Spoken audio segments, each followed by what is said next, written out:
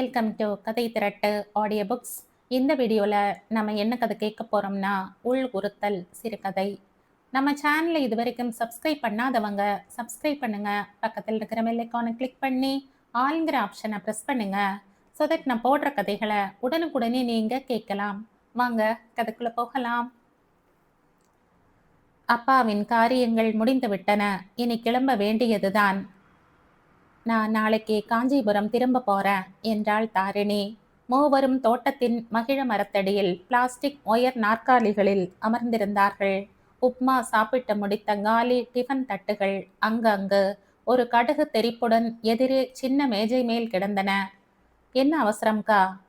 சேகரின் வாயில் இருந்த கேள்வி தானாக வருவது போல் இருந்தது. அவன் மனம் எங்கே இல்லை. 13 நாள் ஆயிடுத்தேடா. சுப ஸ்வீகாரமும் இன்னைக்கு முடிஞ்சாச்சு. இனிமே நான் போகலாம்னு நினைக்கிறேன். இந்த துக்கம் குறைய அங்கே போய் தியானம் பண்ணாதான் ஆறுதலா இருக்கும். போயேண்டி, நான் இருன்னு கெஞ்சின போது பிடிவாதமா போனேன். இப்போ நீ இங்க இல்லைன்னு யார் அழுதா? போ போ. அப்பாவின் குரலா? இந்த காம்பவுண்டு சுவர்களில் இருந்து, இந்த தோட்டத்து குரோட்டன் செடிகளில் இருந்து, இங்கே வீசும் காற்றில் இருந்து, அவர் மிகவும் நேசித்த இந்த மகிழ மரத்தின் ஒவ்வொரு மனம் கமழும் சிறிய பூவில் இருந்து அவர் குரல்தான் கோபமாய் ஒலிக்கிறதா? அது கோபம், வேதனை, இயலாமை, புற்றுநோயின் வலி. தாரிணி, போகாதேம்மா. நோயால் நலிந்து சிதைந்து போன உருவம், அப்பாவின் நடுத்தர உயரம் மேலும் குள்ளமாகி விட்டது போன்ற குறுகள். அந்த உருவத்தில் எஞ்சி இருந்ததெல்லாம் கண்களில் பிதுங்கும் பயம், குலை நடுக்குகிற கெஞ்சல். நான் போய்த்தான் ஆகணும் அப்பா. இந்த அழைப்பை கேட்டவர்கள் மறு பேச்சில்லாம பின்தொடர்ந்து போறதை தவிர வேறு வழி இல்லை. உன் வயசுக்கு இது தேவையில்லை தாரிணி. ஆன்மீகத்தை தேடி போக இன்னும் வயசாகணும். ஏதோ ஒரு சக்தி என்னை எடுக்கிறதேப்பா. மனசு அதன் பின்னால ஓடுற போது வயசாவது இன்னொன்னாவது. நான் போகணும். போயிட்டு வான்னு என்ன அனுப்பி வைங்கோ. போகாத தாரிணி, நான் நாளை எண்ணின்னு இருக்கேன். என் உயிர் இருக்கிற வரைக்குமாவது போகாத. நான் நிற்க முடியாது. நின்றிருந்தால் அப்போது ஒரு வேளை என்னாலா அப்பா இப்படி? அன்று சில்லிட்டு கிடந்த உடலின் கால் மாட்டில் அமர்ந்து மனசுக்குள்ளேயே அழுத அழுகை அப்பாவின் இறப்புக்காகவா அல்லது தன் மன உறுத்தலுக்காகவா என்ற எண்ணம் தாக்கிய போது துயரம் கூட ஒரு நபர் தன்னையே முக்கியமாக்கி உணரப்படுவதாக இருக்க முடியுமா என்ற வியப்பில் துயரத்தின் முகமே ஒரு கணம் மாறி போயிற்று. நெஞ்சில் ஒரு கேவல் மௌனமாய் வெடித்தது. இது அப்பா என்று அழுது தீர்த்து கொள்ளும் துக்கம் அன்று. எண்ணி எண்ணி ஆயுள் எல்லாம் அழுந்த போகும் குற்ற சுமை. உடம்பை உதறி கொண்டாள். இயல்பாய் இருக்க முயன்றாள். உப்மா ரொம்ப நன்னா இருக்கு என்றாள் எதிரில் இருந்த ஹேமாவை பார்த்து. சேதுவும் ஒரு பிரயாசையுடன் சிரித்தான். உனக்கு உப்மாவை பிடிக்காதே அக்கா, அதை போய் பாராட்டுறையே. பிடிக்காததையே பாராட்டுற மாதிரி பண்ணினா அது தனி திறமை இல்லையா? நீ உப்மாவை பாராட்டுறது ஒரு அதிசயம்னா நாத்தனார் தம்பி பெண்டாட்டியை பாராட்டுறது இன்னொரு அதிசயம். நிஜமாகவே அக்காவும் ஹேமாவும் நல்ல சிநேகிதிகளாய்த்தான் இருந்து வந்தார்கள் இல்லையா? ஆமாம், அப்படித்தான். சேது தனக்குள் பதைத்தான். அப்பா ஞாபகம் ரொம்ப வரதுக்கா. இனிமே அப்பா இல்லாம இந்த வீட்டுல இருக்க போறோம்னு நினைச்சா தாங்கவே முடியல. புரியறது சேது, எனக்கும். நானும். தாரிணி மௌனமானாள். ஹேமா சட்டென்று எழுந்து கொண்டாள். நான் போய் டீ போட்டு எடுத்துண்டு வரேன். காலி டிஃபன் தட்டுகளை எடுத்துக்கொண்டு அடுக்களை உள் மறைந்தாள். அந்தி நேர மெல்லிய ஒளி இதமாயிருந்தது. குளிர்ந்த சூரியன் மகிழம்பூ மனம் காற்றின் சிறு சலனத்தில் புகுந்து வந்து நாசியை தழுவிய போது தாரிணி மூச்சை ஆழமாய் உள் இழுத்தாள். என்ன சுகம், என்ன சுகம்! மகிழ்விப்பதால் மகிழம் போவா. மகிழ் இனிது சொந்தம் என்ற மகிழ் இனிது கந்தம் என்ற அவையார் வரி நினைவுக்கு வந்தது. எழுந்து சென்று மகிழ மரத்தடியில் மண்டியிட்டு கீழே உதிர்ந்திருந்த சின்னஞ்சிறு வட்ட வடிவ வெண் பழுப்பு பூக்களில் சிலவற்றை கைகளில் அள்ளி கொண்டு வந்தாள். பூக்களை ஒரு முறை ஆழ மோந்துவிட்டு, என்ன அருமையான வாசனைடா சேது. சின்ன குழந்தை கையால் வருடுற மாதிரி மென்மையான வாசனை என்ற பூக்களை மேஜை மேல் வைத்தாள். சேது ஒரு பூவை கையில் எடுத்தபடி ஆமாம் என்றான் எந்திரம் போல. அப்பாவோட ஃபேவரட் பூ. ஆமாம். அப்பா அப்பா ராத்திரி போயிட்டார், நீ உடனே கிளம்பி வா என்றுதான் இவன் 13 நாள் முன்பு விடியற்காலை 3 மணிக்கு காஞ்சிபுரத்துக்கு எஸ்டிடி போட்டு செய்தி சொன்னான். விவரம் ஏதும் சொல்லவில்லை. கேன்சரால் இறந்து விட்டதாகத்தான் அவள் எண்ணினாள். என்றோ ஒரு நாள் ஆகும் என்று அறிந்திருந்த முடிவு. அவள் அதிகம் அலண்டு போகவில்லை. துக்கம்தான், எனினும் அழுது ஆற்றிக்கொள்ளக்கூடியது.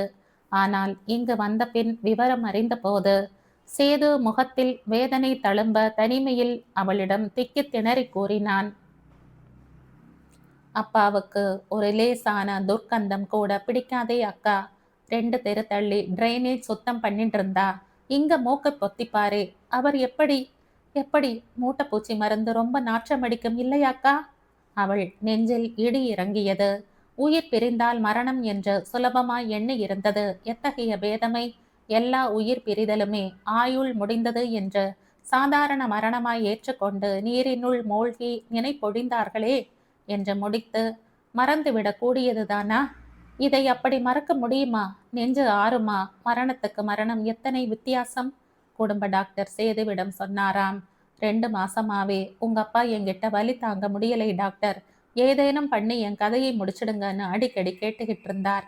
நான் அவர்கிட்ட டாக்டருங்க கடமை உயிரை காப்பாத்துறது தான், உயிரை எடுக்கிறது இல்லை அப்படின்னு சொல்லி கேன்சர் சிகிச்சைக்கு புது புது மருந்துங்க வந்திருக்கு, கவலைப்படாதீங்க எல்லாம் சரியாயிடும்னு ஆறுதல் சொல்வேன்.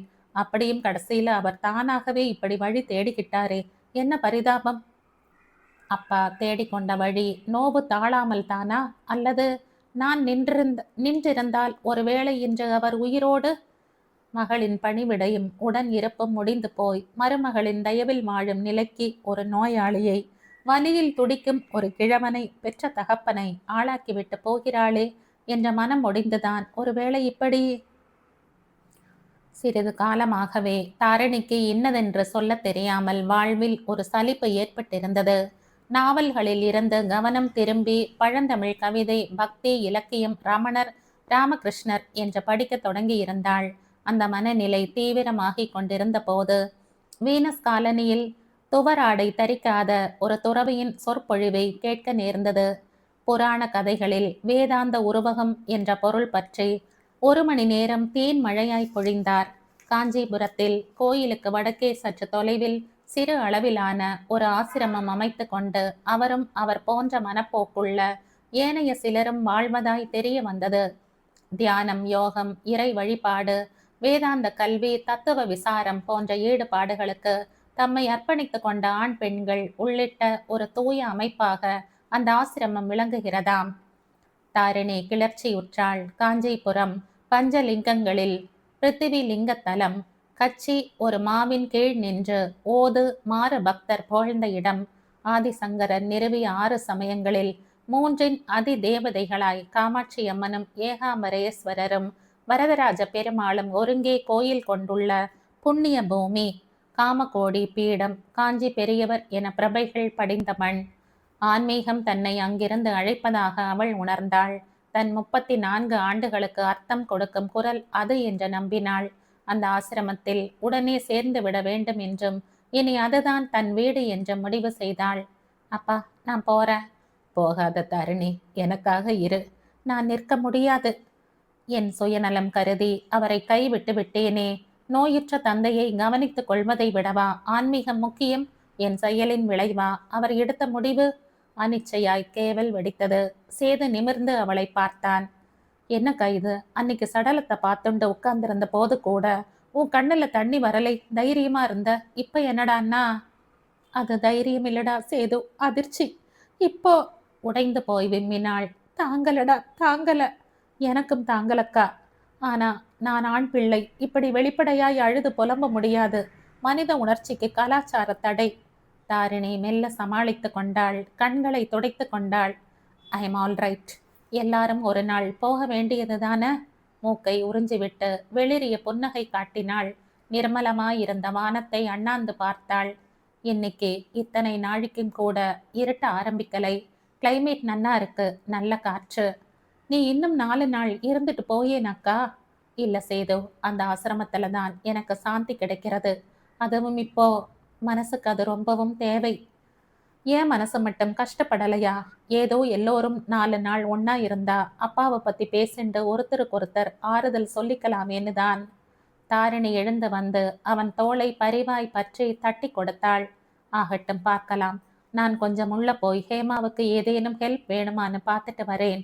அவள் போன பிறகு சேது நாற்காலியில் சாய்ந்து கண்களை மூடிக்கொண்டான். வேதனை கோடுகள் முகத்தை வரியிட்டன. அப்பா, அப்பா! குடும்ப டாக்டர் தற்கொலை என்ற களங்கம் பெரியவர் மீது படியா வண்ணம் வியாதி முற்றி மரணம் என்ற கௌரவமாய் மரண சான்றிதழ் கொடுத்து விட்டார். துக்கம் விசாரிக்க வந்தவர்களிடமும் அவன் பதில் அதேதான். என்னப்பா சேது, கடைசியில அப்பா காலம் முடிஞ்சுட்டதா? என்ன ஆச்சு? வியாதி முத்தெடுத்து மாமா. வியாதியாவது புடலங்காயாவது ஒவ்வொருத்தரும் பூமிக்கு வரப்போது இத்தனை மூச்சுன்னு நம்ம பங்கை எண்ணி வாங்கிட்டு வரோம். கடைசி மூச்சு விட்டு கணக்கு தீர்ந்ததும் திரை இறங்கிடுது. அவ்வளவுதான். இதுக்கு கேன்சர் ஒரு வியாஜம் என்று தத்துவம் பேசினார் ஒருவர். சடலத்தை பார்த்து கை கூப்பி போயிட்டீரா சுப்பு என்று கண் கலங்கினார். இன்னொருவர் சொல்லிக் கொண்டிருந்தார். சுப்பிரமணியனுக்கு ஒன்றும் குறைவில்லை. பெண்டாட்டி காலமாயிட்டாலும் கூட அன்பா வச்சு அரவணைக்கிற பிள்ளை. அவனா பார்த்து கட்டின்ற மனைவிதான். ஆனா மாமனார்கிட்ட அந்த பெண்ணுக்கு தான் எத்தனை மரியாதை. பணம் காசு வீடு வாசல் எதுக்கும் குறைச்சல் இல்லை. என்ன பெண்ணுக்கு கல்யாணம் பண்ணலையேன்னு ஒரு குறை இருந்திருக்கும். தோஷ ஜாதகம்னா யார் என்ன செய்ய முடியும்? ஆனா அவள் கூட அப்புறம் மேலான வழிக்குத்தானே போயிருக்கா. இந்த பொல்லாத வியாதி ஒண்ணு வயத்துல யமனா வந்ததில்லைன்னா சுப்புனியை பிடிக்க முடியாது. வேறொருவர், சுப்பிரமணியன் நல்ல மனுஷன், பாவம், கேன்சரில் கஷ்டப்பட்டு போயிருக்க வேணாம் என்ற பெருமூச்செறிந்தார். இல்ல கேன்சரிலேயே போயிருக்கலாம் என்ற குரல் எடுத்து கதற வேண்டும் போல் இருந்தது சேதுவுக்கு அப்போது. இப்போதும் தான் நள்ளிரவில் அந்த அரற்றலும் கை கால்களை உதைத்து கொண்டு துடித்த அவல காட்சியும் ஆயுசுக்கும் மறக்காது. அரற்றல் ஒலிகள் கேட்டு அடுத்த அறையில் இருந்து அவனும் ஹேமாவும் ஓடி வந்தார்கள். கட்டிலில் அப்பாவின் உடல் துடித்து கொண்டிருந்தாலும் அவர் முழு நினைவில் இல்லை. வாந்தி எடுத்திருந்தார். பக்கத்தில் மேஜை மேல் அந்த சிறிய பழுப்பு நிற பாட்டில், அதன் மூடி கீழே தரையில் உருண்டிருந்தது. குடும்ப டாக்டரை தொலைபேசியில் அவசரமாய் அழைத்தான். அவர் வருவதற்குள் அப்பாவின் உயிர் அடங்கிவிட்டது. அப்போதுதான் டாக்டர் அப்பா தம்மிடம் அடிக்கடி செய்திருந்த கோரிக்கையையும் தாம் அதை மறுத்திருந்ததையும் தெரிவித்துவிட்டு, அப்படியும் கடைசியில் அவர் தானாகவே இப்படி வழி தேடிக்கிட்டாரே என்று கூறி வருந்தி இருந்தார். டாக்டர் சொன்னது போல் வலி தாங்காமல் தான் அப்பா அந்த முடிவுக்கு வந்திருப்பாரா? அல்லது ஒருவேளை அவர் மாமாவின் பேத்தியை நான் மணந்து கொள்ளவில்லை என்ற கோபத்திலும் வெறுப்பிலும்? என்னடா சேது, இப்படி திடீர்னு தலையில கல்ல தூக்கி போடுற? புஷ்பா உனக்காகவே பிறந்து வளர்ந்தவள்டா. அப்படி புஷ்பாவும் நினைக்கல, நானும் நினைக்கலப்பா. அவள் தனக்கு பிடிச்ச ஒருவனை செய்து கட்டும், நான் எனக்கு பிடிச்ச பெண்ணை செய்துக்கிறேன். எவ்வளோ ஆஃபீஸ்ல டைப்பிஸ்டா, சாதாரண குடும்பமாம். புத்தி எட்டு போச்சா உனக்கு? புஷ்பா நல்ல பொண்ணுடா, நமக்கு தெரிஞ்ச பெண், சொந்த ரத்தம், நம்மோட ஒட்டிண்டு உனக்கு நல்ல பொண்டாட்டியா, எனக்கு இதமான நாட்டு பொண்ணா இருப்பா. ஹேமாவும் நல்ல பெண்தான் அப்பா. உங்ககிட்ட இதமா மரியாதையா பழகுவா. தாரிணிக்கு உன்னையும் என்னையும் தவிர வேறு நாதி கிடையாது சேது, தெரியுமோனோ? என் காலத்துக்கு அப்புறம் நீயும் உன் பொண்டாட்டியும் தான் அவளுக்கு துணை. அவள்கிட்ட பிரியமா நடந்துக்கிற மருமகள் எனக்கு முக்கியம். புஷ்பா அப்படி இருப்பா. ஹேமாவும் இருப்பா. அக்கா நமக்கு எத்தனை அருமையானவள்னு பார்த்தப்புறம் ஹேமாவும் அவள்கிட்ட கண்டிப்பா அன்பாத்தான் இருப்பா. அதெல்லாம் எனக்கு தெரியாது. நீ புஷ்பாவைத்தான் கல்யாணம் பண்ணிக்கணும். மன்னிச்சிடுங்கோப்பா, நான் ஹேமாவைத்தான் பண்ணிக்க போறேன். அவள் ஒருத்தியோடு தான் என்னால சந்தோஷமா வாழ முடியும். எங்கள் ஆசிர்வாதம் பண்ணுங்கோ. அப்பாவின் முகம் அப்போது எப்படி கருத்து போயிற்று. மனதில் ரத்தம் தெறிக்க அடி விழுந்து விட்டதா? என் பேச்ச நீ மீறினா சி போட அந்தண்டை. முகத்தை மூடிக்கொண்டார். மீறினால் மீறியதன் விளைவா இது? அவர் விருப்பம் போல் நான் நடந்திருந்தால் ஒருவேளை இன்று அவர் உயிரோடு. அக்காவிடம் ஹேமா நல்ல முறையில் தானே நடந்து வந்தாள். இன்றளவும் சிநேகிதிகளாய் தானே பழகுகிறார்கள். ஒருவேளை நான் அறியாமல் அவர்களிடம் ஏதேனும் மனக்கசப்பு? திடீரென்று அக்கா ஆன்மீகத்தில் நாட்டம் என்று கிளம்பி போய்விட்டது அதனால் தானா? அப்பா அதை அறிந்திருந்தாரா? அதனால் மனம் உடைந்துதான் இந்த முடிவுக்கு வந்தாரா? இதற்கெல்லாம் காரணம் நானா? காற்றின் வீச்சில் அதிர்ந்தாற்போல் நிமிர்ந்து உட்கார்ந்தான். வானம் சற்று இருண்டிருந்தது. இந்த அக்காவும் ஹேமாவும் இன்னும் திரும்பி வராமல் என்ன செய்கிறார்கள்? தாரிணி சமையல் அறைக்கு சென்ற போது ஹேமா ஒரு ஸ்டூல் மீது உட்கார்ந்து பிரம்மை பிடித்தவள் போல் தரையை வெறித்து கொண்டிருந்தாள். தேநீருக்காக அடுப்பில் வைத்திருந்த பால் பொங்கி சுண்டி போயிருந்தது. அடடா, என்ன ஹேமா இது? பால் சுண்டி போயிடுத்தே. பாலை அடுப்பில் ஏத்திக்கிட்டு எந்த உலகத்துக்கு போயிட்ட? சுய உணர்வு பெற்ற ஹேமா பதற்றமாய் எழுந்து நின்றாள். என்னமோ தெரியல, தலை சுத்தரா போல இருந்தது. உட்கார்ந்த. சாரி அக்கா, தலை சுத்தலா? ஏதேனும் விசேஷமா? அப்பா திரும்பி வரப்போறாரா? தாரிணி கேஸ் அடுப்பை அணைத்து இடுக்கியால் பால் பாத்திரத்தை இறக்கினாள். அதெல்லாம் ஒண்ணும் இல்ல. 15 நாளுக்கு முன்னால தான் குளிச்சேன். பால் ஒரே அடியா குறைஞ்சு போயிடுத்தே. ஃப்ரிட்ஜில் இன்னும் பால் இருக்கா? தயிர் தோய்க்கத்தான் இருக்கும். பரவாயில்ல, பவுடர் பால் கரைச்சுக்கிறேன். நீ போய் கொஞ்சம் ரெஸ்ட் எடுகேமா. ஒரு காரணமும் இல்லாம தலை சுத்தல்னா களைப்பு தான். இந்த 13 நாளா உனக்கு இடுப்பு ஒடியற வேலை. டீக்கு தண்ணி வைக்கட்டுமா? எல்லாம் நானே பார்த்துக்கிறேன். நீ கொஞ்ச நேரம் ஓய்வா உட்காரு. ஓய்வா? எனக்கா? உடம்பு ஓய்வா உட்கார்ந்தாலும் என் மனம் ஓய்வுற அமைதி கிடைக்குமா இனி? நான் அவரை அப்படி பேசியிருக்க கூடாதோ? ஆனால் அவர் மட்டும் என்னை பேசலாமா? கொடூரமான நோய்தான், என்ன செய்வது? சேது முகம் சுளிக்காமல் வைத்தியம் செய்வித்தார். கீமோதெரப்பி, ரேடியேஷன் என்று சிகிச்சைக்கான நாட்களில் தவறாது அவரை ஆஸ்பத்திரிக்கு அழைத்து போனார். நானும் அவருக்கு எந்த பணிவிடையிலும் குறை வைக்கவில்லை. அவர் மகள் செய்ததை போலவே செய்தேன். காலையில் வேலைக்கு கிளம்பும் முன் அவருடைய மருந்து, ஆகாரம் யாவையும் கவனித்தேன். பகலில் சாப்பிட வேண்டியவற்றை வசதியாய் அவர் பக்கத்தில் எடுத்து வைத்துவிட்டுத்தான் போவேன். எடுத்து தர வீட்டில் வேலையாளும் உண்டு. அப்படியும் ஒரு நாள் ஹார்லிக்ஸ் கொண்டு வர 10 நிமிஷம் தாமதமாகிவிட்டது என்று என்ன பேச்சு பேசிவிட்டார். தரித்திர பண்டாரத்தை வீட்டில் சேர்த்தா இப்படித்தான். காணாததை கண்ட மாதிரி தான் திங்கிறதுலேயே குறியா இருக்குமே தவிர மற்றவாளை பத்தி யோசனை வராது. சொருக்கென்று என்னுள் அம்பு தைத்தது. என்ன அநியாய பேச்சு! கோபமும் துக்கமுமாய் என் கண்கள் பொங்கி வந்த போதே தன்னிச்சையாய் வாய் கொட்டிவிட்டது. தரித்திரமோ பண்டாரமோ, இன்னைக்கு நான் தான் இந்த வீட்டு எஜமானி. நான் போடுறது தான் உங்களுக்கு சோறு. அப்படியே கூசி துடித்து போய்விட்டார். நிச்சயம் அது கேன்சரை மிஞ்சிய வலி. ஹேமாவின் உடம்பு நடுங்கியது. தேநீர் கொதிக்கும் இனிய நறுமணம் மூப்புணர்வில் பதிந்தது.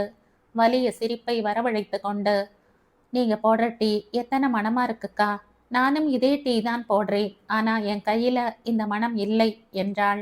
நீ ஏன் நினைச்சுக்கிறது தான். எனக்கு நிறைய அவகாசம் இருக்கு. நீ வேலைக்கு போறவ. இந்த அளவு நீ எல்லாம் செய்யறதே பெருசு. தேநீர் டிகாக்ஷன் இறக்கி வெந்நீரில் கரைத்து வைத்திருந்த பவுடர் பாலை அதில் ஊற்றி சர்க்கரை போட்டு கலந்தாள் தாரிணி. ஏலம் சேர்த்து இஞ்சி டீ போடலாமான்னு பார்த்தேன். சேதுவுக்கும் எனக்கும் பிடிக்கும். உனக்கு பிடிக்குமோ என்னமோன்னு போடல. பிடிக்குமா? ஆ. அதன் பிறகு அவர் என்னிடம் முகம் கொடுத்து பேசவில்லை. அவர் அறையில் இருந்து சில சமயம் முனகல்கள் கேட்கும். அரைச்சலாய் சில சமயம் வார்த்தைகள் கேட்கும். தாரிணி, கடவுளே, புஷ்பா. புஷ்பாவா? புஷ்பமா? தாரிணி, கடவுளின் புஷ்பம் என்று சொல்வதாய் அர்த்தமா? வார்த்தைகள் சரியாய் விளங்குவதில்லை. முனகல்கள், அரற்றல்கள். என்ன மன்னிச்சிடுங்கோப்பா. வையோ, காலில் விழுந்து நான் கெஞ்சியதையோ அவர் லட்சியமே செய்யவில்லை. நான் தொடர்ந்து அவரை கவனித்து கொண்டேன் என்றாலும் அவர் முகத்து வேதனை என்னை அச்சுறுத்தியது. நான் பேசியது போன்றதை அவர் என்றுமே கேட்டிருக்க மாட்டார். நான் ஏன் இதையெல்லாம் கேட்டுக்கொண்டு உயிரோடு இருக்கணும் என்று எண்ணியிருப்பாரோ? பல நாட்கள் மனசோடு போராடி இந்த முடிவுக்கு வந்திருப்பாரோ? நான் ஏன் அப்படி பேசினேன்? ஏன் ஒரு நோயாளி கிழவரின் மனதை நோகடித்தேன்? சேதுவிடம் சொல்ல பயமாயிருந்தது. இனி சொல்லித்தான் என்ன பயன்? வலி தாங்காமல் தான் அப்படி செய்து கொண்டாரா? அல்லது நான் காரணமா? நான் அப்படி பேசி இருக்காவிட்டால் ஒருவேளை இன்று அவர் உயிரோடு. ட்ரேயை எடுத்துண்டு தோட்டத்துக்கு போ. நான் பாலை தோய்ச்சிட்டு வரேன் என்ற தாரணியின் குரல் உசுப்பிய போது தன்னிலை அடைந்தாள். எதிரே பூ போட்ட தட்டில் 3 பீங்கான் கோப்பைகளில் ஆவி பறக்கும் தேநீர். ஹேமா தட்டை எடுத்து போய் தோட்டத்தில் சேதுவின் எதிரே மேஜை மேல் வைத்துவிட்டு அமர்ந்தாள். சிறிது நேரத்தில் தாரிணியும் வந்து சேர்ந்து கொண்டாள். ஆளுக்கு ஒரு கோப்பையை எடுத்து கொண்டார்கள். மெல்ல பருகி முடித்த பின்பும் பேச்சில்லை. மூவரிடை அப்பா மௌனமாய் கனத்து மூச்சு முட்ட செய்திருந்தார். தாரிணியின் நெஞ்சில் பிரார்த்தனை துடித்தது. தெய்வமே, எனக்கு அமைதி கொடு. நீயே துணை. அழுக்கு மனத்தடியேன் உடையாய் உன் அடைக்கலமே. அருள் புரிவாய் உடையாய் அடியேன் உன் அடைக்கலமே. இது என்னால் நேர்ந்தது என்றால் தெய்வம் என்னை மன்னிக்கட்டும். வேண்டுமென்று செய்யவில்லை. இப்படியாகும் என்று நினைத்திருக்கவில்லை. முகத்தை சேலை தலைப்பால் துடைத்து விசிறிக்கொண்டாள். 4 நாள் இருந்துட்டு போ அக்கா. சேது ஒரு விதமாய் சமாளித்து கொண்டு பேசினான். அக்கா இருந்தால் நன்றாக இருக்கும். தன் உணர்ச்சிகளுடன் தனியாய் இருப்பதை சற்று தள்ளி போடலாம். ஆமாங்கா, இருங்கோ. என்றாள் ஹேமாவும். தாரிணி இருவரையும் பார்த்தாள். அரை இருட்டில் 2 பயந்த குழந்தைகள் போல் தெரிந்தார்கள். அவள் இதழ் கடையின் நெளிவில் பரிவு புன்னகையாயிற்று. 4 நாள் 2 பேருக்கும் நான் இஞ்சி டீ போட்டு தரப்போறேன் என்றாள் தாரிணி பரிவாக. அமுதசுரபி தீபாவளி மலர் இதழில் 1999ஆம் ஆண்டு வெளிவந்த சிறுகதை இது. இந்த கதை உங்களுக்கு பிடிச்சிருந்தா லைக் பண்ணுங்க, ஷேர் பண்ணுங்க, சப்ஸ்கிரைப் பண்ணுங்க. மற்றும் ஒரு இன்ட்ரெஸ்டிங்கான கதையோட அடுத்த வீடியோல சந்திப்போம். பாய். தேங்க்யூ.